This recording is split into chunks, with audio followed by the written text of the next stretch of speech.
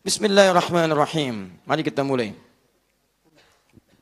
Saya mulai ke kitab ya, supaya nanti kita bisa menguatkan argumentasi sekaligus menepis dugaan. Oh itu pendapat pribadi, tidak. Ini adalah keterangan para ulama yang dilangkum dalam kitab. Dan masalah ini sudah selesai, cuman kita butuh untuk menguatkan kembali. Ma huwa hukmut tamathil was suwar fi syari'atil islamiyah? Apa hakikat hukum daripada patung-patung dan gambar-gambar dalam syariat Islam?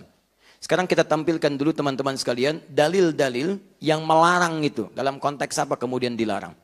Pertama, ada di kalangan para ulama nanti yang berpendapat keharaman mutlak. Jadi apapun jenisnya, mau gambar apapun, sepanjang dari yang bernyawa, ada rohnya, bernyawa. Ingat, pembahasan kita ini pada gambar yang bernyawa, bukan selain ini. Jadi kalau Anda gambar misalnya pohon-pohon, ya kan? Air, pemandangan, kan itu nggak ada masalah. Itu sepakat semua ulama, itu nggak ada masalah. Yang jadi persoalan gambar-gambar dari yang bernyawa, manusia, hewan, ya dan seterusnya. Nafas dengan ini. Itu pendapat pertama mengatakan ini haram mutlak. Tayyib. Apa dalilnya? Jadi kalau melukis ingat saya katakan nih mulai dari pendapat ulama dahulu ya, yang konvensional, yang terdahulu, yang belum ada pada masa itu fotografi, ingat. Yang belum ada pada masa itu handphone, yang belum ada pada itu kebutuhan KTP, paspor dan sebagainya. Jadi mereka memandang ini haram mutlak, nggak boleh orang gambar-gambar sesuatu. Ya, apa kemudian dalil-dalilnya? Pertama, mari kita turunkan an-nassul awal. Dalil yang pertama, ma rawahul Bukhari wa Muslim an Aisyah radhiyallahu taala anha an Rasulillah sallallahu alaihi wasallam annahu qala.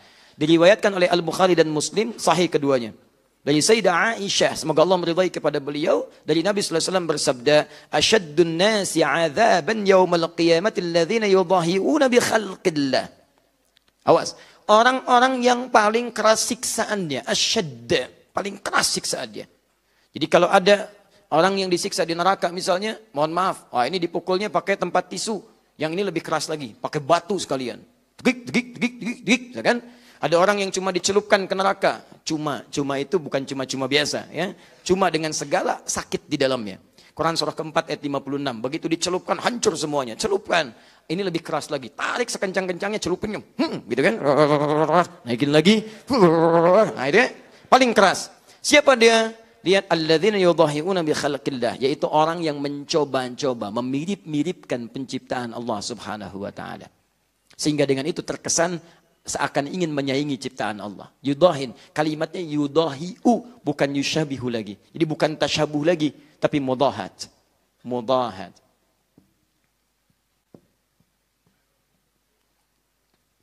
Jadi, Nabi seakan memberikan gambaran. Kebanyakan orang-orang yang melukis itu, ketika dia mulai melukis, ini ambil pendapat pertama ya. Kata para ulama, hadis ini yang pertama memberikan kesan bahwa kenapa muncul siksaan yang besar di sini? Karena kecenderungan orang ketika membuat sesuatu yang bernyawa itu ingin membuat semirip mungkin. Lukis ingin melihat wajahnya. Begitu jadi, oh mirip ya. Ada kekaguman di dalamnya. Ini yang paling berbahaya. Ketika muncul kekaguman pada sesuatu yang dibuatkan pada hal yang bernyawa, ini persoalannya bukan sekedar fikih, tapi ada nilai akidah di situ yang terkotori. Akidah mulai bahaya. Seakan-akan ada yang bisa membuat yang mirip seperti ciptaan Allah. Maka nanti kita akan lihat bagaimana hadis selanjutnya pada yang seperti ini. Bikin patung, kan? Ada madam lilin, madam batu, madam macam-macam tuh dibuat. Mirip. Anda sih sebagian orang belum paham, tiba-tiba foto di sampingnya. Foto, ceklik gitu kan? Tapi persoalannya ketika ada kekaguman, kedahsyatan ke situ bahkan menghadirkan suasana tertentu, auranya seperti mendapati aslinya. Seperti seakan-akan bersamanya. Bahkan kadang-kadang terjadi penipuan luar biasa. Ceklik, sedang berfoto bersama Obama, misalnya kan? Misal. Yang lain udah nggak ada. Bisa supaya kita menyebut kalimat yang berbeda. Mirip wajahnya. Dan dikesankan pada orang lain sedang berada bersamanya. Ya, sudah dosa kuadrat. Dosa kuadrat. Dosa pertama bersama sesuatu yang salah. Dosa yang kedua mencoba mengelabui orang lain. Paham ya? Tayyib. Nah itu orang seperti itu yang berusaha memirip-miripkan dengan ciptaan Allah subhanahu wa ta'ala. Sehingga terkesan ada aura-aura yang berbeda. Ini ilatnya, lihat. Dampak, sebab hukumnya, ilatnya. Kenapa dilarang dengan sangat kuat? Karena dikhawatirkan merusak bukan hanya ke fikih tapi ke akidahnya. Ada sesuatu yang diturunkan. Takut merasa ada sesuatu yang aura besar di situ. Ada kemiripan. Maka yang seperti ini, lihat hadis selanjutnya. Rawal Bukhari wa Muslim wa ashabus sunan anna Nabi sallallahu alaihi wasallam qaal, diriwayatkan tidak main-main, di Al-Bukhari disebutkan, di Muslim disebutkan, di ashabus sunan, sunan, hadis-hadis. Kalau dalam ilmu hadis, sunan itu artinya kitab-kitab yang disusun isinya berdasarkan urutan fikih. Kitab hadis yang disusun berdasarkan urutan fikih. Ya, yang lainnya jami'. Jami' itu kitab hadis yang disusun berdasarkan urutan umum, semua pembahasan.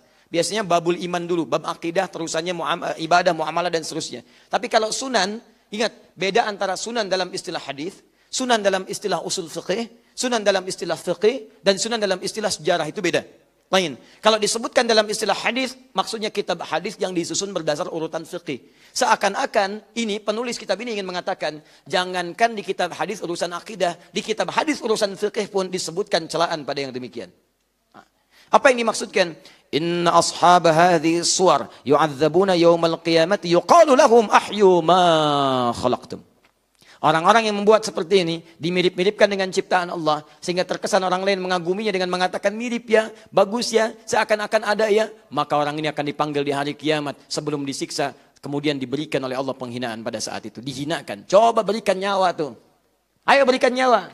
Kamu pengen jadi saingan saya? Ayo hidupkan, tiupkan roh kepadanya. Maka ketika dia tidak mampu dan memelas, maka dicelupkanlah ke neraka. Nih yang merasa jadi saingan saya. Hancurkan, hancurkan, hancurkan. Begitu hancur, angkat kembali. Hancurkan lagi, angkat kembali, hancurkan lagi. Dan dia tidak akan pernah keluar dari siksaannya. Tidak akan pernah keluar. Nah, ini yang pertama. Teruskan. An-nasu tsanits. Nas yang ketiga. Rawal Bukhari wa Muslim wa Ahmad. An Abi Zur'ah. Dari Abu Zur'ah. Qala, dakhaltu ma'a Abi Hurairah dara Marwan ibn al-Hakam. فرأى فيها تصاوير وهي تبنى فقال سمعت رسول الله صلى الله عليه وسلم يقول قال الله عز وجل ومن أظلم ممن ذهب يخلق خلقي. Tiba-tiba saya datang bersama sahabat Abu Hurairah, kemudian saya mengunjungi rumah Marwan bin Hakam.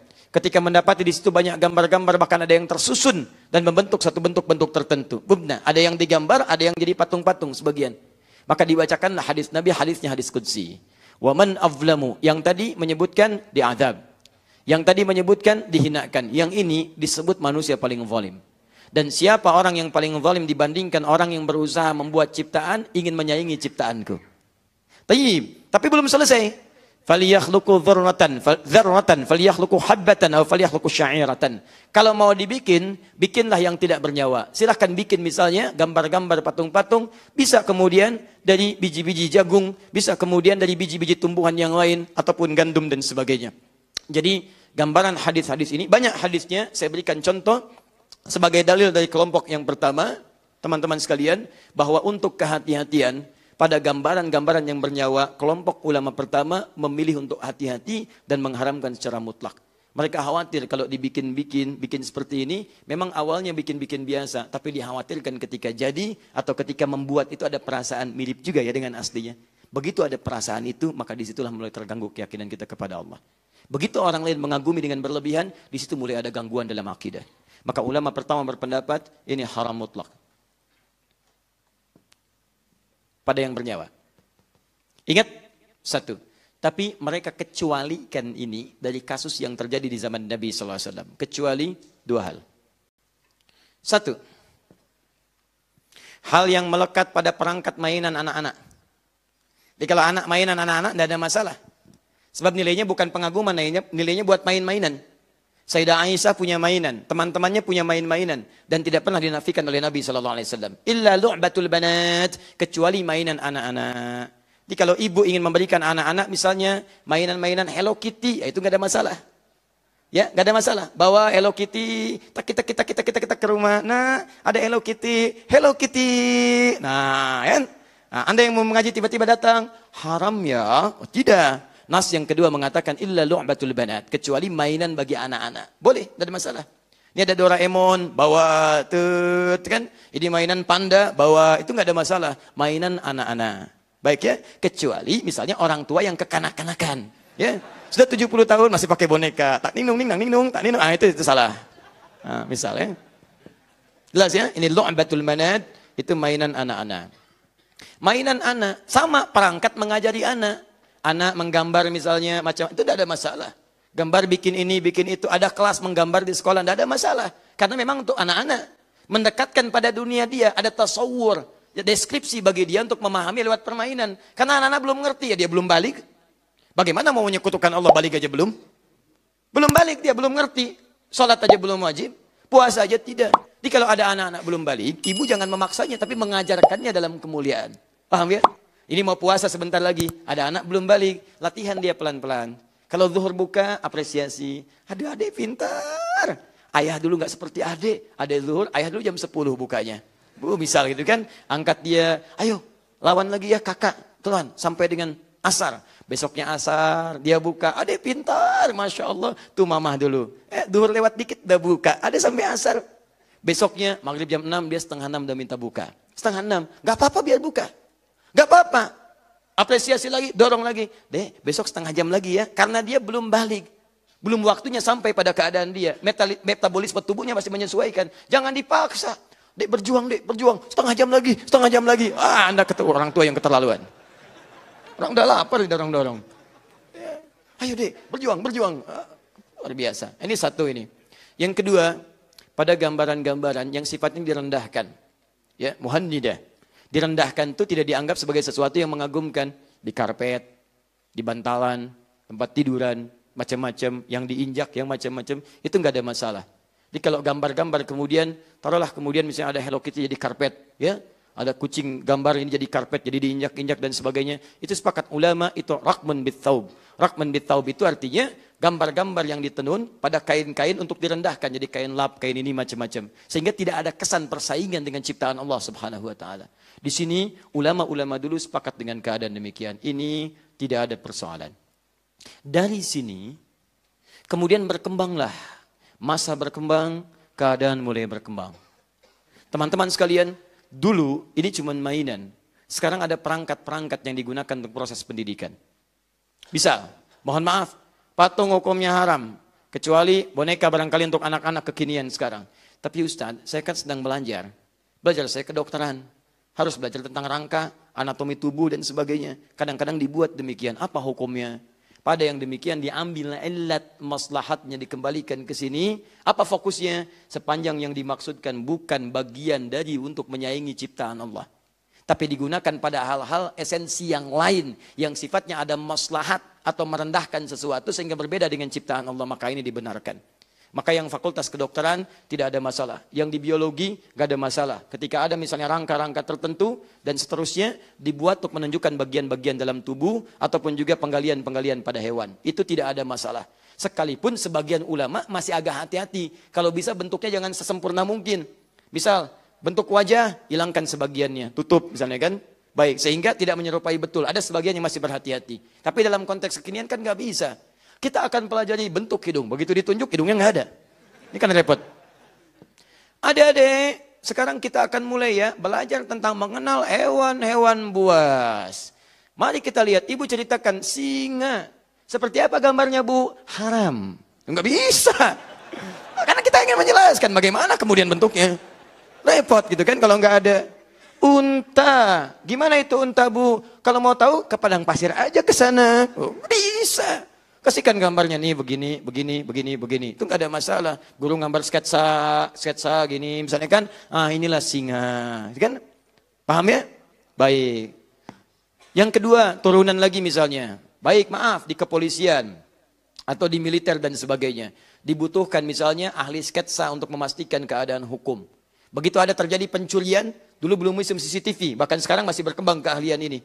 Maka datang, bagaimana saudara menurut Anda? Ciri-cirinya seperti apa? Begitu digambarkan ciri-ciri, dilukiskan begini.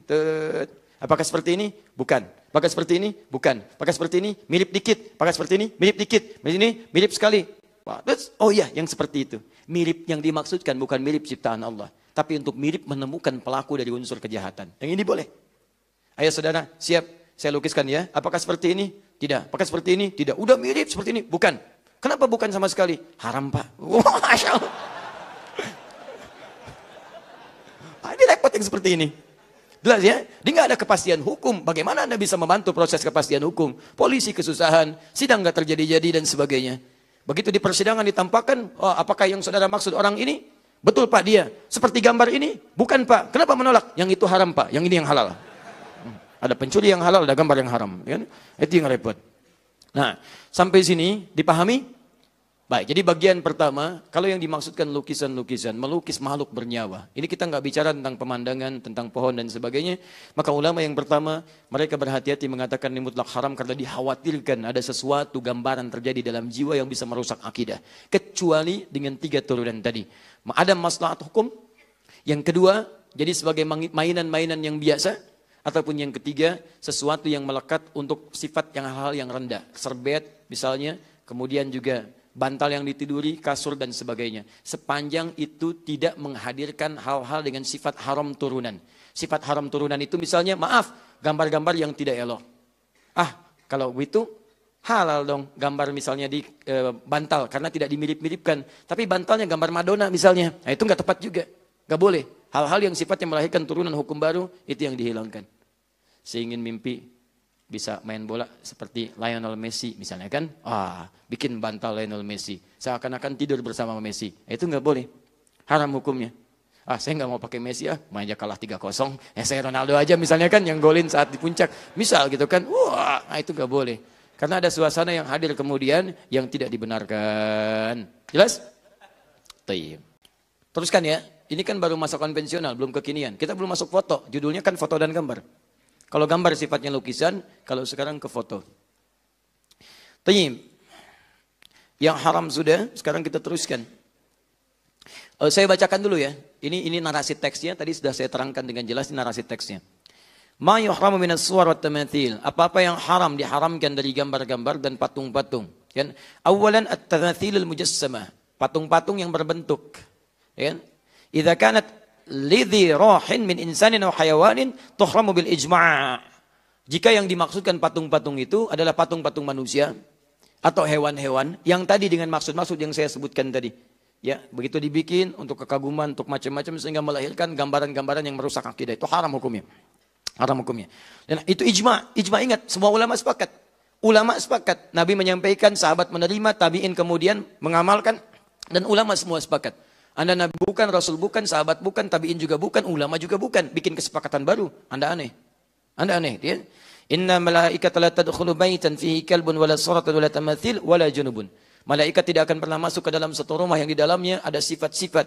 Ada anjing di dalamnya, ada kemudian gambar-gambar, ada patung-patung dan juga tidak juga bagi orang yang dalam keadaan junub dan belum dia bersuci di situ. Maka di sini ilat hukumnya, jika Anda menemukan hal demikian lebih baik, kemudian Anda sesuaikan.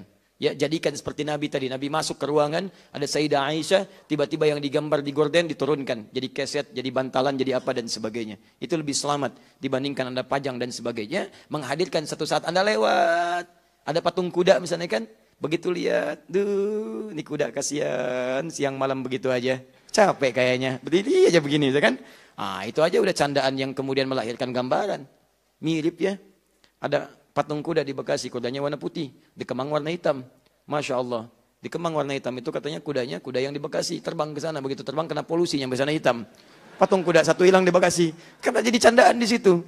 Ya, kuda terbang padahal kudanya kuda patung, kuda bikinan dan sebagainya. Disitulah kadang ada kesan-kesan tersendiri yang menghadirkan seakan kekaguman yang tidak pada tempatnya. Jadi keliru di situ. Paham ya? Kemudian, thaniyan, as-suratul musawwara bil yad lidhi rahin haramun bil ittifaq. Juga ulama sepakat bahwa gambar-gambar yang memiliki roh yang tadi saya sampaikan tadi, dilukis tapi ya, bukan foto nih, ini masih lukisan. Yang dilukis sengaja. Nah ini ketika melukis itu kan tadi saya sampaikan seakan-akan ada kesan gitu. Ada kesan, kemiripan, macam-macam. Ini yang paling bahaya. Ini semua ulama sepakat itu haram hukumnya. Dengan hadis Nabi SAW, Inna ashabah hadis suwar yu'adzabuna yawmal qiyamah. Yuqalu lahum ahyu ma khalaqtum. Ya, maka orang-orang seperti ini itu dijamin siksa di neraka dan dikatakan pada mereka, ayo coba berikan nyawa apa yang telah kamu buat itu. Nah kemudian teman-teman sekalian, nah ini as-suratu idza kanat barizatan tush'aru bit-ta'zim. Awas hati-hati. Memang dia ada sifat-sifat misalnya tidak seperti tadi. Enggak ada menghadirkan, mohon maaf ya. Ini kita mulai lompat nih kepada yang kontemporer. Dia bukan dilukis, dia bukan dibuat oleh tangan, tapi misalnya gambar-gambar utuh seperti foto dan sebagainya. Tapi tush'aru bit-ta'zim itu dimunculkan untuk mengesankan pengagungan sampai ke pengkultusan. Itu pun enggak boleh. Saya memang enggak melukis, ini foto. Fotonya kemudian ditempel Dari tempelan itu misalnya saya pasang foto misalnya, maaf ya, si fulan, si fulana atau macam-macam atau bahkan misalnya tokoh-tokoh dari nasional, tokoh-tokoh pemain bola, tokoh ini macam-macam saya tempelkan dan di situ ada kesan pengkultusan. Begitu dipajangkan ada kultus. Mau tidur melihat gambar ini seakan-akan adem rasanya. Ada pancaran dari pandangan matanya, pancaran dari pandang matanya. Padahal gambar cicak masuk ke situ, tertutup matanya. Nah, itu kan bahaya juga di situ. Nah, jadi teman-teman sekalian, dalam kondisi ini, gambar-gambar pun yang sifatnya ada pengkultusan dan sebagainya, itu para ulama mengatakan haramun. Haramun. Ya. Hadisnya, wa mu'allaqah. Nah, ini yang tadi saya sampaikan. Ditempel-tempel, bihaitsu yara khaddakhil haramun aydan bila khilaf. Di hadis Aisyah radhiyallahu ta'ala anha qalat, kana lahu satun fihi timthalun ta'ir, wa kana ad-dakhil idza dakhala istaqbalahu, faqala Rasulullah sallallahu alaihi wasallam, hawwili anni hadha fa inni kullama ra'aitu dzakartu ad-dunya. Ya, begitu melihat Sayyidah Aisyah punya gambaran dari burung. Begitu melihat Nabi masuk, aduh tolonglah, palingkan aku dari ini. Setiap saya melihat ini kayaknya saya lebih lekat dengan dunia. Takut kehilangan misi saya sebagai Nabi SAW. Jadi begitu orang lihat ada kekaguman, ada macam-macam dan sebagainya. Bahkan gambar-gambar tertentu ada unsur pengkultusan yang ini dihindari. Dihindari. Paham ya? Baik. Kemudian teman-teman apa yang boleh? Ya, apa yang boleh? Yang boleh dari gambar dan patung. Ini ulama sepakat. Jadi tidak semuanya haram, ada yang boleh juga. Jangan sampai Anda ambil kesimpulan semua gambar haram, haram semua. Tidak. Rumahnya putih, nggak ada apa-apanya gitu kan? Baik, kalau Anda ingin tempelkan, silakan tempelkan yang mana? Yang halal. Gantungkan yang halal, simpan yang halal. Yang haram Anda tinggalkan. Tayyib. Apa di antaranya? Kullu suratin aw timthalin lima laysa bidhirahin kataswiril jamadat wal anhar wal ashjar wa ma ila dzalik. Jadi silahkan Anda boleh tempelkan misalnya gambar-gambar. Pertama disepakati oleh ulama. Jenis yang pertama, gambar-gambar yang tidak mengandung roh secara langsung. Pohon, lukisan misalnya bunga, itu kan? Masya Allah bunga tulip, ya begitu dipasang di situ kelap-kelip, ya tulip. Kemudian misalnya ada bunga mawar, ya bunga melati, semuanya indah. Pasang macam-macam. Itu nggak ada masalah di situ. Tapi ingat, hukum yang sebelumnya berlaku. Jika gambar itu pun menghadirkan pengkultusan. Duhai bunga tulip yang tulap-tulip di malam hari dan kelihatan cahayanya, aku hadirkan di rumah ini, duhai. Berikan aku kekuatan. Masya Allah. Dengan kekuatan bunga tulip, aku akan menghukummu. Misalkan istimarah pada suami. Wah, muncul. Nah, itu pun nggak boleh. Terjadi percekcokan antara suami dengan istri, melihat bunga tulip, muncul misalnya imajinasi. Marah istrinya. Kenapa mah? Dengan kekuatan bunga tulip, aku akan menghukummu. Misalnya, nah itu nggak boleh. Jelas ya? Nah, teman-teman sekalian, kembalikan. Kullu suratin laysat muttasillatal hay'ati ka suratil yadi wa haddiha mathalan awil aini awil qadami ya fa innaka la tuhramu li annaha laysat kamilatal khalqi. Atau jika Anda ingin bikin sketsa yang tidak sempurna boleh. Ya, misalnya mohon maaf ada gambaran-gambaran misalnya sebagian tidak sempurna, wajah tidak ada misalnya bagian tampaknya, sebagiannya gambar. Itu enggak ada masalah. Enggak ada masalah seperti buku-buku tampilan atau brosur-brosur tampilan. Ya, yang sifatnya gambar bukan foto ya, sifatnya gambar. Nah, itu Anda misalnya hilangkan sebagian, itu sifatnya disepakati tidak ada masalah. Boleh, sah-sah saja. Ibu bahkan misalnya, maaf, kan ada jualan pakaian kan? Jualan pakaian itu kadang dilekatkan ya pada ornamen-ornamen. Ya, supaya ukurannya pas. Nah, contohnya ini nih. Ya, ada misalnya patung-patung, sebagian yang dipakaikan. Itu kalau sebagian tidak lengkap masih boleh. Tangannya hilang misalnya kan? Baik, tinggal badannya saja begini. Ya, wajahnya sebagian disamarkan. Itu boleh. Itu boleh. Baik. Ukurannya pas seperti ini. Baik, cocok ya. Coba, cocok nggak Pak? Oh, ini aja ukuran Bapak. Cocok, masa Bapak enggak? Baik, jelas ya? Baik. Pak, kalau Bapak mau pakai yang itu aja tuh. Itu yang lebih cocok tuh. Lengannya masih ada, pakaiannya ada, wajahnya ada. Saya nggak mau itu patungnya haram.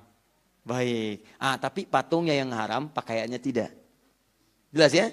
Baik. Jangan Anda berikan tulisan, ceklik di foto. Ingat ya, ini barang haram. Masya Allah. Tidak, bukan. Bukan keadaan yang harus diperbaiki di situ. Jelas sampai sini? Baik, teruskan. Nah, kemudian qala al-ulama wa yustathna min at-tahrim la'abul banat lima thabata an Aisyah radhiyallahu ta'ala anha anna Nabiy sallallahu alaihi wasallam tazawwaja wa hiya bintu 7 sinin wa zuffat ilayhi wa hiya bintu 9 wa la'abuha ma'aha wa mata anha wa hiya bintu 18 sana. Teman-teman sekalian, maaf. Dan yang ketiga disepakati yang tadi saya sampaikan, mainan-mainan bagi anak-anak itu tidak ada masalah. Jadi kalau Anda ingin sekolahkan anak atau anak di pelajaran sekolahnya ada kelas menggambar, kelas melukis, tuh anak-anak itu udah ada masalah. Karena anak-anak itu sifatnya dia belum dihukumi dengan sifat-sifat hukum. Dia belum ada sifat balighnya, itu hanya penjabaran untuk melatih bagian-bagian dalam tubuhnya. Sehingga responnya cepat, stimulus otaknya, macam-macamnya, ya dan seterusnya. Sehingga dengan itu diharapkan perkembangannya menjadi lebih cepat, motoriknya dan seterusnya. Ada juga turunan dari ini, semacam Anda misalnya mengambil jurusan-jurusan yang spesifik menghadirkan maslahat. Misal tadi Anda ingin misalnya berdinas di kepolisian atau di militer untuk sketsa-sketsa tertentu, ambil jurusan itu di desain grafis, boleh, nggak ada masalah. Untuk hal yang sifatnya maslahat. Kecuali kalau tujuan Anda masuk di kampus itu untuk menggambar hal-hal yang tadi tidak dibenarkan, itu yang haram hukumnya. Di keahlian Anda boleh dipakai dengan hal-hal yang dibenarkan secara agama.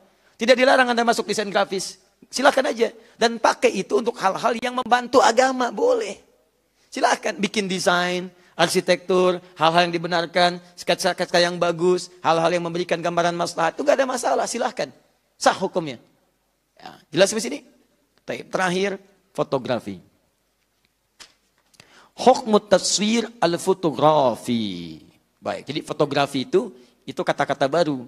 Makanya padanannya dalam bahasa Arab tidak ditemukan. Ya, maka fotografi bahasa Arabnya fotografi. Ya, jadi kalau Anda ingin menerjemahkan sesuatu yang tidak di Arab, jangan di asal-asal, sebutkan sesuai dengan asalnya. Ya, jadi jangan direka-reka. Misal, tadi ngaji di mana? Tanya orang Arab. Min aina ants darast? Anda katakan di Kota Baru Parahyangan, katakan darastu fi Jami' Ar-Rahman Kota Baru Parahyangan. Spellingnya sama, Kota Baru Parahyangan. Jangan di Arab-Arabkan. Min aina anta? Kutuburu Pruyungun. Begitu dia datang, dia nanya pada orang lain, salah jawaban. Datang dia besok-besok nanya, aina kutuburu Pruyungun. Gak akan ketemu alamatnya. Sama Garut, sebutkan Garut, pakai ghain, jangan pakai qaf. Ya, min aina anta? Min Garut. Garut. Begitu teman Anda dari Arab main ke sini, nanya di bandara, uridu Garut, saya pengen ke Garut. Langsung ditunjukkan. Jangan terlalu inovatif. Korut. Begitu tanya, aina Korut, dibalikin lagi ke pesawat. Dibawa ke Korea. Itu yang repot. Nah ini sama hukmut taswir al-fotografi. Fotografi itu diserap, namanya mu'arab. Dari yang asing kepada Arab. Paham ya? Yara ba'dul mutaakhirina minal fuqaha anna at-taswir asy-syamsiyya al-fotografi la yadkhulu fi dairatit tahrim. Ulama-ulama kontemporer berpendapat bahwa ada masalah kontemporer yang tidak ditemukan di masa lalu. Dan tidak sama hukumnya karena berbeda sifatnya. Masalah itu disebut dengan fotografi. Beda kalau yang lain tadi surah, taswir, sifatnya digambar, gambar-gambar. Dari prosesnya udah beda. Udah beda prosesnya. Sebab begini, ketika Anda melukis, kan ada proses diri Anda yang menggambar di situ. Kayaknya nggak mirip nih, kayaknya nggak mirip. Tuh dari perkataan aja sudah muncul kalimat di situ. Ganti lagi jadi lebih mirip, ganti lagi jadi lebih sesuai. Seperti ini ya, bagus sekali ya. Seperti aslinya. Itu yang bahaya. Tapi kalau fotografi, emang sudah asli. Saya ngambil foto Anda, nggak mungkin muncul kambing. Pasti Anda di situ. Pasti Anda. Silakan cek. Atau begitu di foto, seklik, yang muncul si Amang misalnya. Nggak mungkin, mustahil. Saya foto Anda, yang muncul Anda. Saya foto singa, yang muncul singa. Itu yang disebut dengan fotografi. Paham ya? Optiknya jalan di situ. Blok, seketika muncul. Seperti Anda melihat cermin seperti ini, gambarannya ada. Cuman bedanya fotografi tidak bergerak-gerak, Anda di cermin bergerak-gerak. Maka dari sini ulama mutaakhir dan kontemporer mengatakan beda cara, beda hukum. Beda proses, lain hukum. Karena itu dari segi prosesnya kata ulama mutaakhirin, laisa min dairatit tahrim. Foto-foto kontemporer dari fotografi yang jadi sesuai aslinya, mirip seketika, tidak ada proses yang sama seperti sebelumnya, itu tidak masuk dalam lingkaran yang haram. Artinya boleh. Satu ya. Pendapat yang di sini umumnya para ulama berpendapat demikian. Jadi jenis pertama, ini saya belum mulai turunan nih, saya baru mulai hukum asal, belum ada hukum turunan. Ingat, setiap yang halal itu bisa jadi haram. Dalam kondisi tertentu. Seperti yang haram bisa jadi halal dalam kondisi tertentu. Misal, uang itu halal sifatnya kita gunakan. Jangan jauh-jauh. Ini air halal sifatnya. Saya beri uang halal, punya uang halal, beli air sifatnya halal. Saya simpan di sini. Ini halal. Tapi halalnya kan punya saya. Yang halal punya saya. Yang minum Anda tanpa izin. Maka ini jadi haram bagi Anda. Halal bisa berubah jadi haram dengan kondisi tertentu. Haram bisa berubah jadi halal. Babi hukumnya haram. Sepakat ulama. Dan gak ada celah di situ untuk kehalalannya. Haram semua dengan segala turunannya. Tapi kondisi menjadikan Anda datang ke satu tempat, datang ke Cina, kebagiannya, Xinjiang datang ke jauh sampai ke daerah-daerah hutan. Gak ada makanan, gak ada macam-macam yang ditemukan. Anda perlu bertahan untuk hidup. Yang ada cuman babi. Kalau Anda gak makan, Anda meninggal. Itu poinnya, sedangkan sifatnya haram. Seketika itu jatuh hukumnya berubah jadi halal. Baik, jadi dalam kondisi demikian, Anda bolehkah makan babi? Tidak. Babi besar begitu, bagaimana dimakan? Ya, Anda potong dulu, setelah Anda potong masak dulu. Dan jangan dimakan keseluruhannya. Makan untuk mencukupkan, menghilangkan lapar Anda. Makan, hilang lapar. Enak juga nih. Bukan. Tapi kan, habis, selesai. Nah, sambil makan, sambil mencari yang halal. Begitu kemudian menemukan ayam, maka babi tidak berlaku kehalalannya bagi Anda. Selesai semua. Tuk, simpan itu selesai, kemudian kembali kepada yang halal. Jelas ya? Nah, kecuali nanti nas yang lain, segala hewan yang ada di laut, ya, tahuru ma'uhu wal hillu maitatuhu. Kalau yang di laut itu, masya Allah, itu airnya itu sah digunakan bersuci dan halal semua bangkai yang ada di dalamnya. Maksudnya hewan-hewannya halal di situ. Ya, kalau nyari babi, babi laut tuh kalau ada, kan? Makanya babi nggak ada di laut. Oh, ceburin, bawa babi dari darat, ceburin ke laut. Halal ini. Tidak. Jangan terlalu kreatif di situ, tetap haram kalau yang seperti itu. Paham ya? Baik. Jadi semua yang ada di laut itu halal hukumnya, kecuali putri duyung. Taib. Jelas ya? Sekarang kita ambil hukum dasar dulu. Hukum dasarnya untuk foto itu boleh. Itu boleh hukumnya. Jadi silakan kalau misalnya Anda ngambil foto, misalnya kan dalam kajian, ingin dilihat, ingin macam-macam. Atau misalnya Anda ingin mengenalkan sebagai pendidikan, foto presiden misalnya kan ditempel, dipajang untuk diketahui macam-macam. Di Madinah ada foto raja-raja dipajang. Raja Fulan, Raja Fulan, Raja Fulan, sampai Raja Salman. Sampai sekarang, kemudian pangerannya juga dan seterusnya. Ada, itu tidak ada masalah. Status ya kan dengan foto-foto dipajang. Atau misalnya gambaran-gambaran tertentu, ada kejadian digambarkan, itu tidak ada masalah. Sepanjang foto-foto yang dimaksudkan bukan sifat yang pertama. Ya, walaupun nanti ada sebagian ulama-ulama yang tetap ketat di sini. Kata para ulama, hukum fotografi itu kami mengambil kehati-hatian sama dengan yang lainnya. Kecuali dalam kondisi-kondisi tertentu. Misal, seperti untuk KTP, seperti untuk paspor, seperti untuk macam-macam. Cuman ulama mutaakhirin kemudian menjawab, bagus kehati-hatian itu kami hargai. Cuman kan faktor itu pengecualian sifatnya darurat. Sedangkan KTP bukan hal yang darurat. KTP dibawa kemana-mana. Ya, maaf Pak, bisa lihat identitasnya. Tapi ini darurat ya Pak ya. Darurat ya Pak.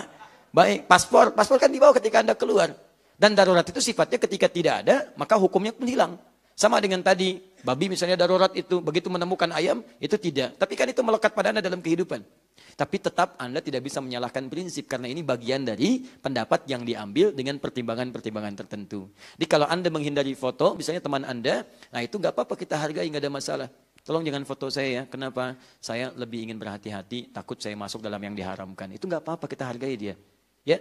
Tapi kalau Anda ingin mengambil yang lain, itu pun nggak ada masalah. Jadi kalau ada ustadz yang nggak mau difoto, nah berarti ustadz ini mengambil pendapat yang ini. Berarti ustadz sedang berhati-hati di situ.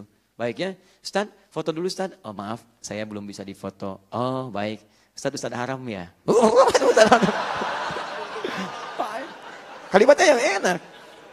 Ustadz sedang mengambil pendapat yang pertama. Baik, Ustadz maaf, boleh lihat identitasnya? Baik, tapi kan Ustadz di sini ada foto. Itu kecuali. Nah, itu berarti ini gelombang dari sebagian pendapat. Yang lainnya, saat boleh foto, boleh silakan. Ini berarti dia mengambil pendapat yang mutaakhirin yang melihat perbedaan dari sifat-sifat keharaman beda dengan yang lainnya. Paham? Baik. Terakhir, di bagian penutupnya, hukum foto ini pun ada turunan. Saya bacakan dulu pendapat Syekh Saiz. Yaqulu fadilatu Syekh Saiz ma nassahu wa la'allaka turidu an ta'rifa hukma ma yusamma bitaswiri syamsi. Boleh jadi Anda ingin mengetahui tentang hukum fotografi atau foto-foto biasa yang bukan lukisan.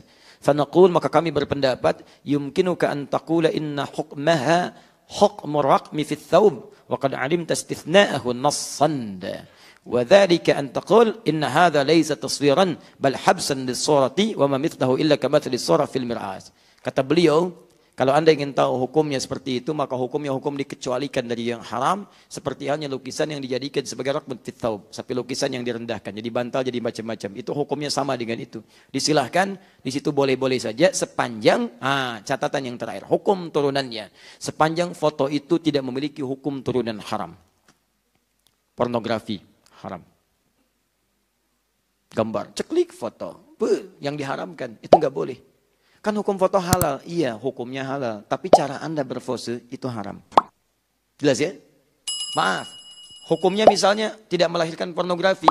Busananya ada, lengkap, bagus dan sebagainya. Cuman tampil ria di situ. Genit dan sebagainya. Ingin menarik perhatian orang lain, tabarruj di situ. Sama, pakai jilbab, teman terlampau genit. Ingin tampil macam-macam, itu tetap haram juga hukumnya. Dan seterusnya. Sama foto, tapi foto itu dijadikan sebagai bagian dari jimat, pengkultusan dan sebagainya. Memang hukum fotonya nggak haram, tapi hukum pengkultusannya haram. Makanya ketika hukum pengkultusan itu haram, jatuh gambarnya pun haram ada di sekitaran Anda. Paham sampai sini?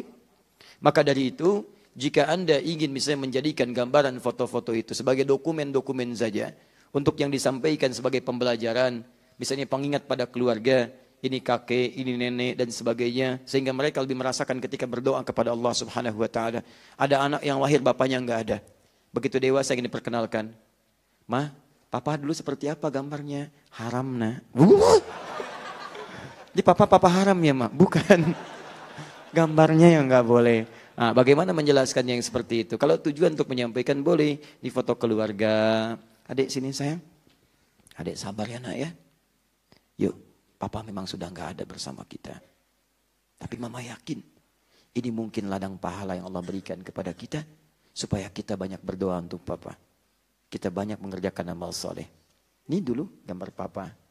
Masya Allah, dulu berharap ada jadi penghafal Quran. Begitu melihat wajah ayahnya. Dan ada harapan tinggi pada dirinya. Termotivasi dia untuk menghafal Quran. Ya Allah, berikan saya kekuatan menghafal ya Allah. Saya ingin pahala yang mengalir untuk ayah saya dan sebagainya. Terbayang suasana itu. Itu jadi dorongan yang kuat. Juga untuk masalah-masalah yang lainnya. Yang demikian itu dibolehkan. Kecuali ada gambar yang lain. Adik sini sayang, ini eyang kamu. Eyang kamu tuh dulunya sakti mandraguna. Lebih sakti dibanding si Mandra. Wah macam-macam. Si Mandra kalah sama ini. Wah misut pasang ini itu salah. Salah di situ. Jadi itu yang coba dihindari. Paham ya? Nah, kalau sudah paham, sudah mengerti, maka sudah jelas. Apalagi yang mau diperselisihkan. Argumentasinya jelas, kisahnya jelas, turunan hukumnya jelas, kitabnya juga ada. Tinggal Anda praktek dalam kehidupan dan saya tidak pernah memaksakan Anda mau memilih yang mana. Kalau dari kesimpulan ini Anda ingin misalnya saya nggak apa-apa, saya nggak pengen ada seperti itu, biar putih saja rumah saya, silahkan. Itu hak Anda. Dan tidak boleh kita memaksakan hak kepada orang lain. Anda ingin dengan tanaman saja, boleh. Itu sah-sah saja. Tapi juga Anda mesti menghargai jika ada teman-teman Anda setelah pelajaran ini memilih misalnya untuk mempraktekkan hal-hal yang bermanfaat dengan apa yang tadi disampaikan. Maka dengan itu nyaman kehidupan kita, tenang kita dalam beribadah, dan insya Allah semoga Allah meridhai apa yang telah kita pelajari. Nah, jelas uraian saya? Paham insya Allah? Mengerti? Siap mengamalkan? Baik, pilihan terserah Anda. Silahkan Anda pilih sesuai dengan apa yang Anda ingin sampaikan. Kesan pertama memang begitu menggoda, tapi selanjutnya itu terserah Anda. Nah, teman-teman sekalian, fokus baik-baik ya. Fokus baik-baik. Kalau sudah jelas, sudah baik semuanya, hukum sudah ada, maka saya mohon kepada Anda, semua pelajaran fikih ikhtilaf kita gunakan sebagai pegangan untuk beramal. Bukan amunisi untuk mendebat orang lain. Dan kalau ada iseng-iseng yang mendebat dan sebagainya, acuhkan aja. Karena perdebatan tidak membawa maslahat. Anda meninggalkan perdebatan sekalipun Anda benar, Allah bangunkan bagi Anda istana di pinggiran surga. Kok di pinggir Ustaz? Biarin, yang penting ada daripada enggak sama sekali. Daripada enggak. Enggak apa-apa, hadir dan sebagainya. Itu nikmat dibandingkan Anda capek sibuk. Biarin orang-orang yang menyoal kadang-kadang itu barangkali kurang mendapatkan wawasan yang lebih luas atau ingin mempertahankan saja pendapat yang ingin dipegang tapi mau memaksakan pada orang lain. Jadi yang seperti itu anggap saja barangkali dia dalam proses pembelajaran dan kita doakan supaya meluas wawasannya. Jangan diacuhkan juga. Jangan diacuhkan, tapi kita dorong dengan doa dan kita ajak. Jangan, saya tidak mengajarkan Anda untuk mengacuhkan orang lain, tapi kita doakan dalam kebaikan sehingga itu menjadi nyata dalam maslahat kehidupan kita. Paham? Jelas? Siap mengamalkan? Saya cek dengan Quran surah kelima Al-Ma'idah ayat 100 sampai 101. Ya ayyuhalladzina amanu, hai orang-orang yang masih merasa punya iman. Ini bagi yang punya iman saja. Kalau yang tidak, barangkali tidak berlaku ayat ini. La tas'alu an asya'a in tubdalakum tasu'ukum. Kalau uraian sudah jelas disampaikan dari awal sampai akhir, jangan coba-coba banyak ditanyakan lagi. Khawatir banyaknya pertanyaan itu menjadikan yang jelas semakin tidak jelas nantinya. Sudah jelas banyak ditanya, jadi tidak jelas. Beli sabun, jelas sabun, banyak ditanya. Sabun apa? Lifebuoy. Akhirnya yang tadinya mudah jadi susah. Yang dicari ada Dove, ada macam-macam, jadi ke Lifebuoy. Sudah jelas Lifebuoy, tanya lagi, belinya di mana? Alfamart. Padahal sekitarannya ada 212, ada Indomaret, ada macam-macam. Allah. Yang ada Alfamart. Kan Alfamart itu ada 3 mah. Allah. Yang mana? Yang dekat tiang listrik.